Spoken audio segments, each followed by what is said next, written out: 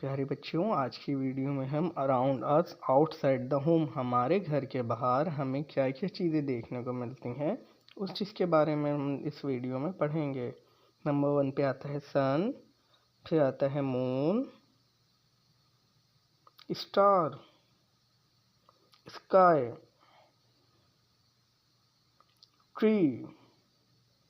river, sea, mountain,